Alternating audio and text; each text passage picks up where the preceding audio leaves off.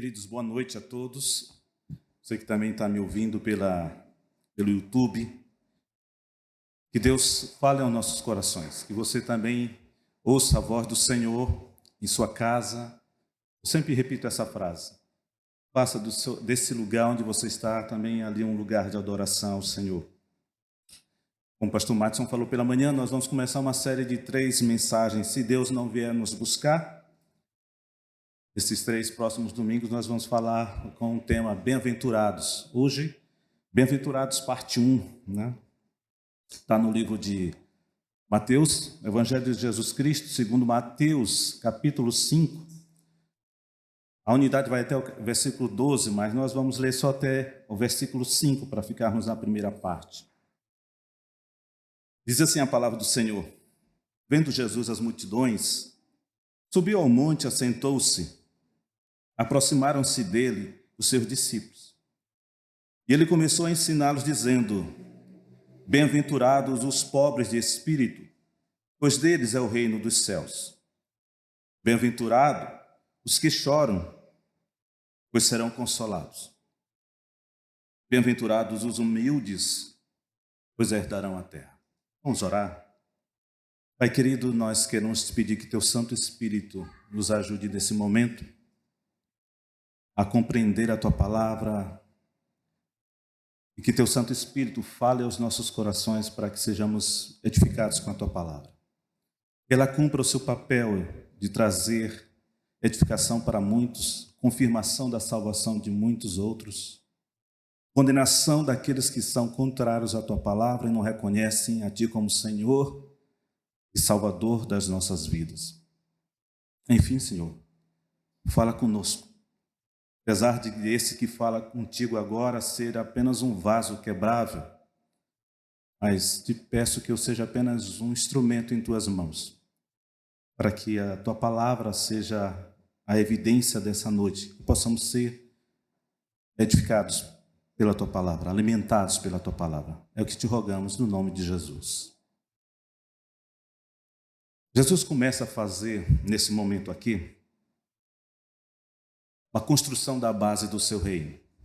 Na verdade, começa toda a unidade que Jesus vai falar sobre o seu reino, as virtudes do cidadão que pertence a esse reino, vai do capítulo 4, do versículo 12, e vai até o capítulo 7, versículo 29. Então, toda essa unidade aí, Jesus está estabelecendo o reino.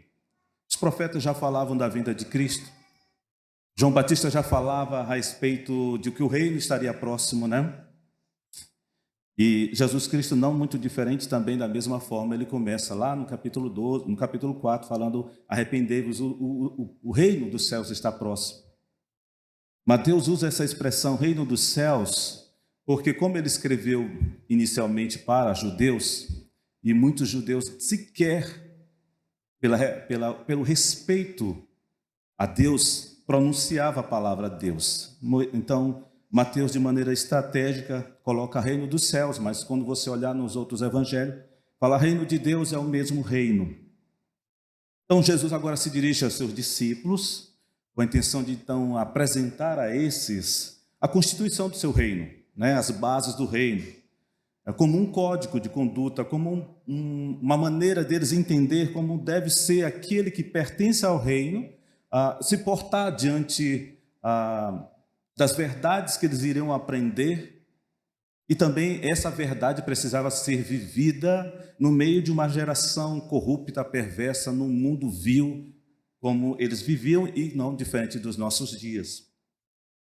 As bem-aventuranças instruem todo cidadão do reino dos céus que verdadeiramente feliz é aquele que vive as qualidades espirituais que são totalmente opostas aos padrões deste mundo. Tenho certeza que você sente quando você está no comércio, está na vizinhança, no trabalho, onde quer que você esteja, você aprendeu virtudes da palavra de Deus e você quer viver essas virtudes e você é constantemente confrontado pela postura que essa sociedade quer impor a todos, porque é uma sociedade caída. E você é uma nova criatura e você percebe essa oposição que há, pelo que você aprendeu na palavra do Senhor e pelo que você vê no mundo. Jesus, então, fala aos seus, quanto a essas qualidades, pois essas qualidades precisariam exercer uma influência com responsabilidade neste mundo, queridos. Eis porque Jesus, então, mais à frente vai falar aos seus discípulos que eles seriam sal e luz nesta terra. Sal no mundo podre, no mundo em decomposição, e luz no mundo em trevas. E nós não podemos nos esconder, porque nós temos a luz de Cristo e nós precisamos aparecer para que as pessoas possam ver a luz do Senhor. Assim brilhe a vossa luz, as boas obras, para que o Senhor seja glorificado, diz a palavra do Senhor. Não é um mero acaso que Jesus começa o Sermão do Monte com essas bem-aventuranças. Ele quer chamar a atenção dos seus discípulos para tudo aquilo que ele iria ensinar e mostrar a respeito do que é ser um cidadão do reino, as consequências que esses iriam viver, as lutas pelos quais eles iriam passar, as perseguições que muitos viriam a sofrer.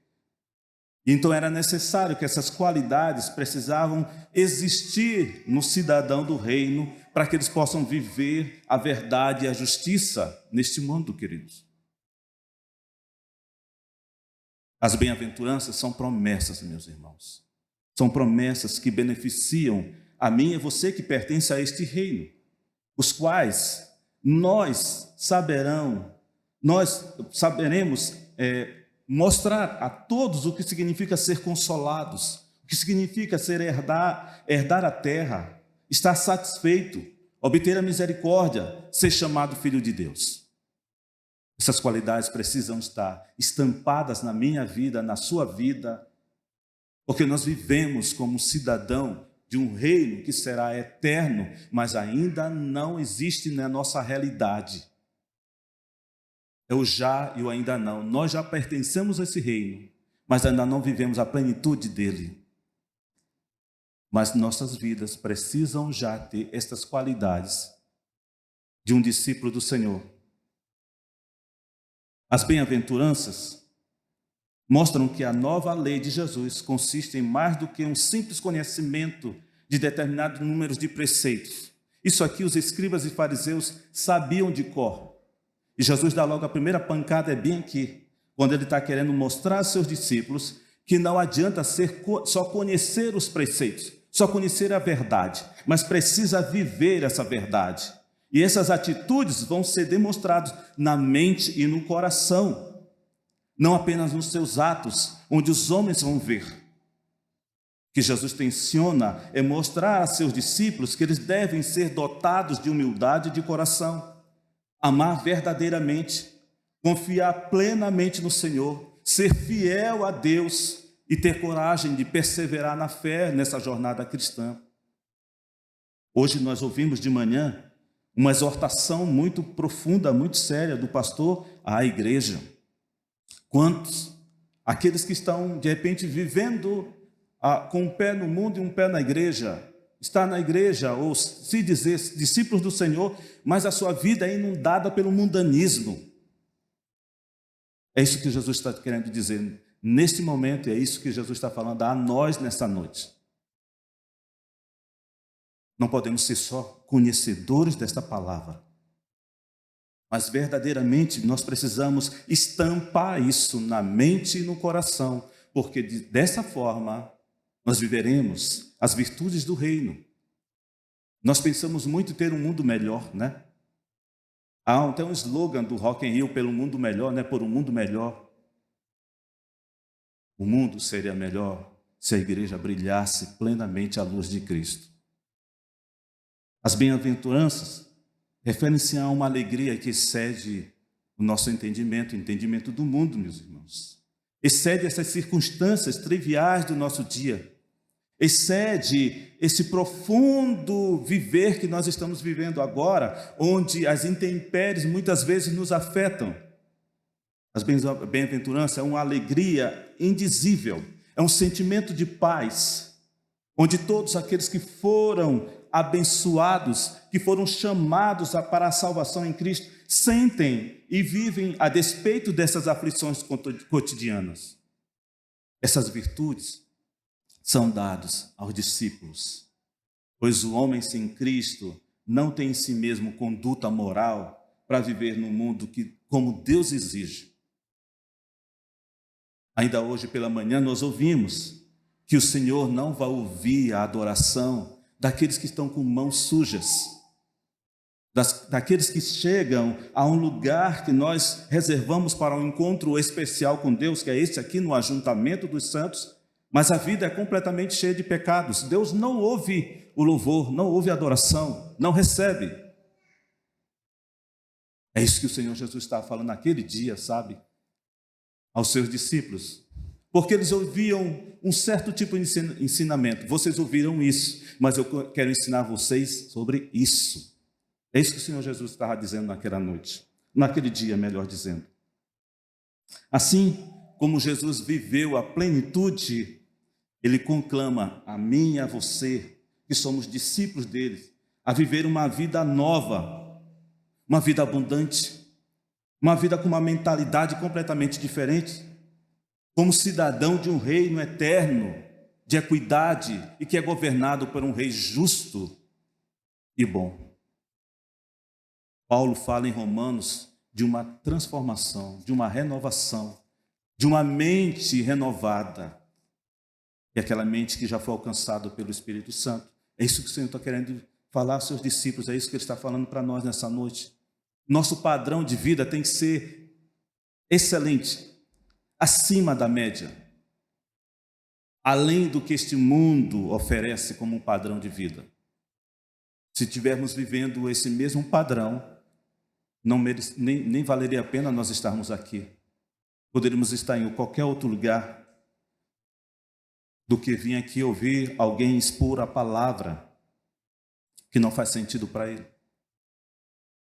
Então Jesus começa com a primeira bem-aventurança. Ele vai dizer: felizes são os pobres de espírito. Bem-aventurados são os pobres de espírito, pois deles é o reino dos céus.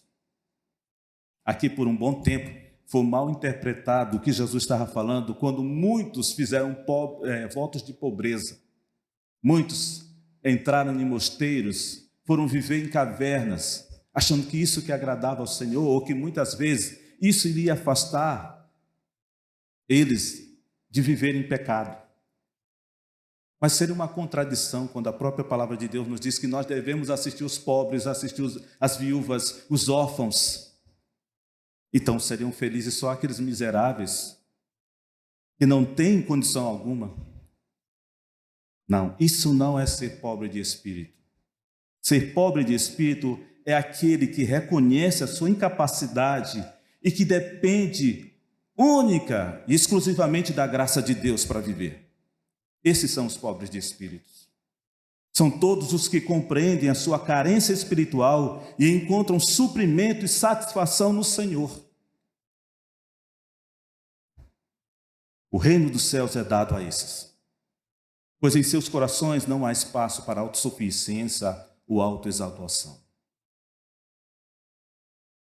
Queridos, Jesus dá uma pancada logo aqui nos escribas, porque eles se achavam merecedores, eles se achavam ricos porque tinham a palavra, conheciam a lei, mas não viviam. Por isso Jesus vai falar: os pobres de espírito reconhecem que precisam, carecem da glória de Deus. No coração de um pobre de espírito não há exaltação, pelo contrário, há humilhação. Tem que se humilhar diante do Rei da Majestade e pedir clemência e misericórdia, porque de fato nós não merecemos nada, nem merecemos alguma coisa. Nós afrontamos a santidade do Senhor. Só sendo um Rei misericordioso, para aceitar, todos nós nos reunimos aqui e oferecermos a Ele adoração. Os pobres de espírito são os que reconhecem que não tem nada a oferecer. E reconhecem que Deus, meus irmãos, o Criador do universo, magnífico, exaltado, glorificado, é o protagonista da história. Quando muito, ele chama alguns para serem coadjuvantes nessa história que ele já escreveu e que nós estamos vivendo. Trata-se de uma atitude de coração, é um reconhecer da grandeza de Deus, meus irmãos. Importa que ele cresça e eu diminua. Trata-se de uma atitude completamente distinta, contrária a que esse mundo oferece, que esse mundo quer nos ensinar, que achamos que devemos ter direito sobre alguma coisa. E muitos dizem assim, afinal de contas, eu também sou filho de Deus. É um reconhecer que nada somos, nada podemos, mas tudo vem dele. É um reconhecer que dependemos dele. Se o Senhor fechar 5 minutos o ar, nós todos estaremos mortos. Um vírus que não vemos o que fez com a humanidade. Mas o Senhor está no seu trono, no alto e sublime trono, e nada o afeta. Ele tem um controle sobre toda essa pandemia, apesar de que para nós pode ser que estejamos vivendo um caos, tudo está nas mãos do Senhor.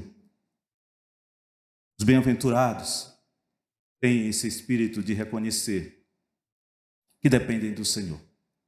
Sabe, nos tempos bíblicos, e não é muito diferente dos nossos dias, os ricos, os de posse, tinham um costume de oferecer festas, e eles convidavam as pessoas da mesma condição financeira para suas festas, com o único objetivo. Não era de prazer de ter as pessoas consigo, mas era de ter o prazer de ser convidado também para as festas desses que eles convidaram, para aparecer. Somos bem-aventurados, sabe por quê? Porque nós fomos convidados por Deus a sentarmos à sua mesa, embora não pudéssemos retribuir nada, porque nada tínhamos a oferecer. Se você é bem-aventurado, você entendeu isso. Você foi convidado a sentar na mesa do Altíssimo. E hoje pela manhã nós ouvimos: quem subirá no monte? Aqueles que têm de mãos limpas. Somente aqueles que foram regenerados por Deus têm condições de se assentar à mesa com o Cordeiro e celebrar. Meus irmãos, somos muito abençoados. Extremamente felizes nós deveríamos ser. E parece que Madison tinha combinado comigo, mas não tinha não. Quando ele falou que hoje pela manhã, muitas vezes, é preciso então estimular as pessoas para demonstrar uma alegria durante o período de cântico, onde você expressa poesia em música, oferecendo a Deus um louvor, e às vezes é aquela apatia. Talvez nem saibamos, a verdade é essa, o quanto nós deveríamos ser felizes, porque o quanto o Senhor nos abençoou em nos chamando para sermos do seu povo, pertencemos a Ele, sermos comprados com seu sangue, queridos. Somos abençoados porque Ele nos amou primeiro. E se há alguma condição de amarmos, é porque o Senhor compartilhou o seu amor conosco. E esse chamado, meus irmãos, que Ele fez, foi um chamado especial, incondicional. Não havia nada, nenhuma condição no homem para satisfazer o que o Senhor exigia para que pudéssemos participar da mesa com Ele. A depravação total, que é quando o pecado entrou na realidade humana e trouxe esse desajuste do homem para com Deus, o homem entrou em pé de guerra com o Senhor. Rebelde, como diz a palavra do Senhor. Havia no nosso coração uma rebeldia. Por causa da graça imerecida, Ele nos abençoou com toda sorte de bênção. Somos bem-aventurados, somos extremamente felizes. E você já parou para pensar o quanto você é bem-aventurado, mesmo sem ter nada a oferecer ao Senhor, para que Deus lhe amasse desde a eternidade? Você é amado desde a eternidade. O Senhor escreveu os nossos nomes no livro da vida antes que todas as coisas fossem criadas. Nós não éramos nenhuma substância informe e Deus já nos amava. O Senhor Jesus continua falando aos seus discípulos e no verso 4 ele fala de um caráter do que é abençoado. É aquele que é sensível. Bem-aventurados os que choram, pois serão consolados. Essa bem-aventurança está ligada a um exercício espiritual. O Senhor aqui quer nos ensinar que nós devemos ser sensíveis, meus irmãos. Sensíveis. A verdade é que o pecado que nos assedia, que flerta com a nossa vida muitas vezes, e é o que o pastor Madison pela manhã está querendo chamar a atenção, ele nos causa um problema muito sério de nos tornarmos apáticos em relação à palavra do Senhor, insensíveis à palavra do Senhor. É isso que o grande problema do pecado. E quando o Senhor, falando aos seus discípulos, está: bem-aventurados vocês que são sensíveis ao ponto de chorarem, porque vocês serão consolados. O que parece que o Senhor está aqui querendo nos ensinar é que felizes são esses que chegam a essa condição de chorar, pela certeza que o Senhor enxugará as nossas lágrimas, nos dará o consolo, porque reconhecemos a nossa condição ainda, que muitas vezes ferimos ao Senhor, quebramos a confiança do Senhor, quebramos esse bom relacionamento de uma aliança que Ele fez conosco. E detalhe, o Senhor fez uma aliança conosco e Ele aliançou, Ele garantiu essa aliança, porque nós não seremos capazes disso. Felizes são vocês que são sensíveis à tristeza da dor do pecado. E quanto esse pecado causou uma dor enorme no nosso Senhor Jesus Cristo. Felizes são vocês que são capazes de sentir isso, mas essa sensibilidade não é para o arrependimento, não é para ficar apenas na dor, mas é para tomar uma atitude a partir desse reconhecer e se arrepender, porque vocês serão consolados. 1 João 9 diz que se confessarmos nossos pecados, Ele é fiel e justo para nos perdoar os pecados e nos purificar de toda injustiça, meus irmãos. Por muitos motivos, muitos iriam chorar, porque seriam perseguidos por causa da justiça de Cristo. Quantos foram decapitados?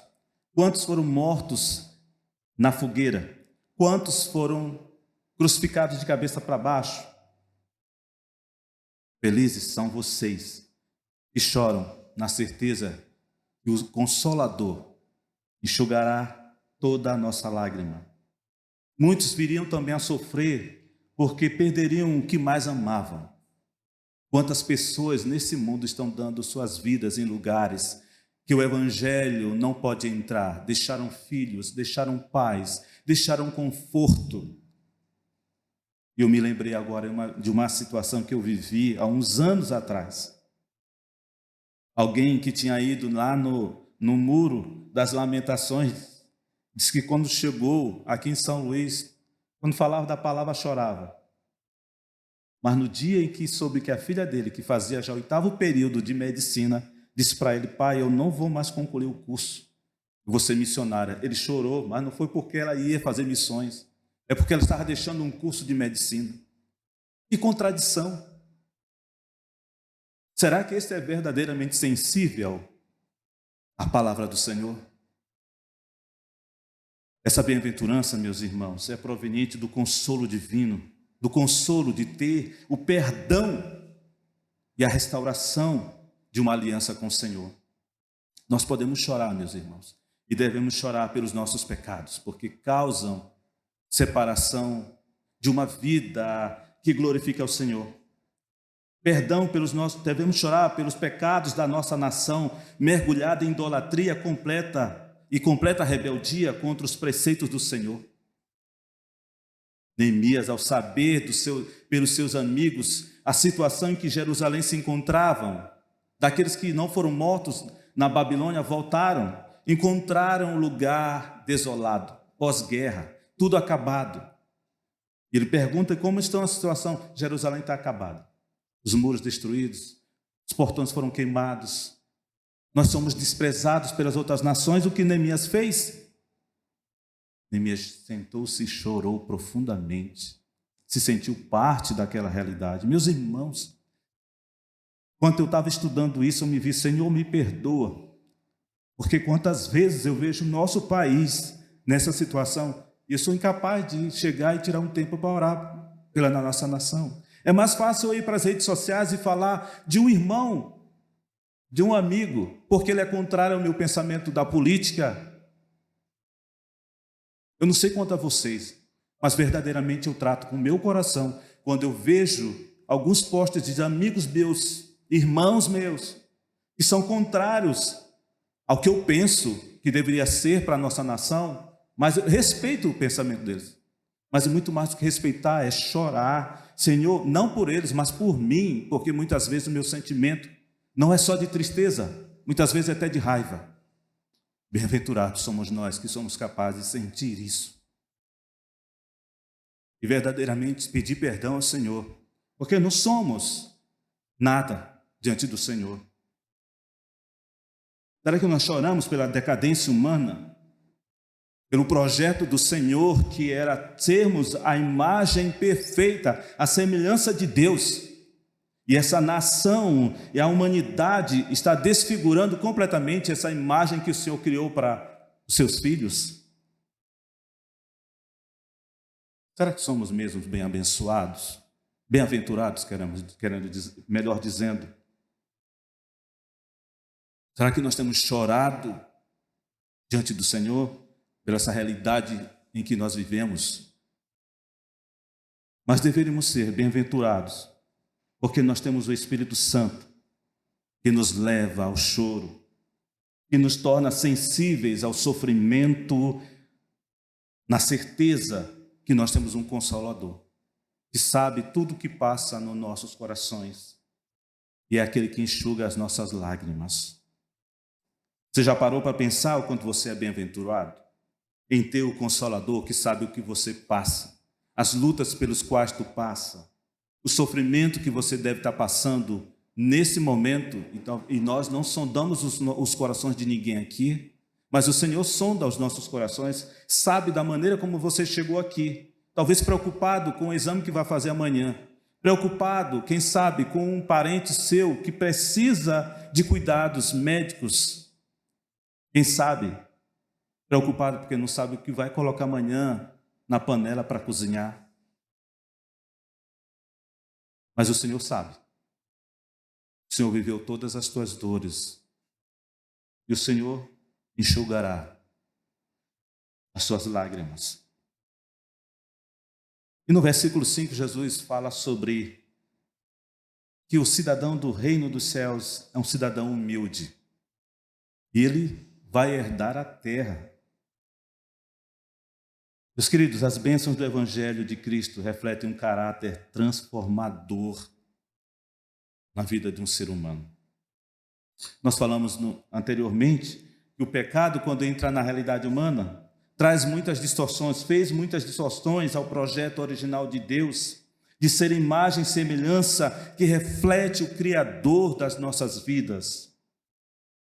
O homem, por natureza caída, é um ser volúvel, é um ser temperamental, é um homem arrogante, áspero, nada humilde. Contudo, o Espírito Santo de Deus conduz o homem a um novo padrão de vida e torna este homem, esta mulher, em mansa, em humilde.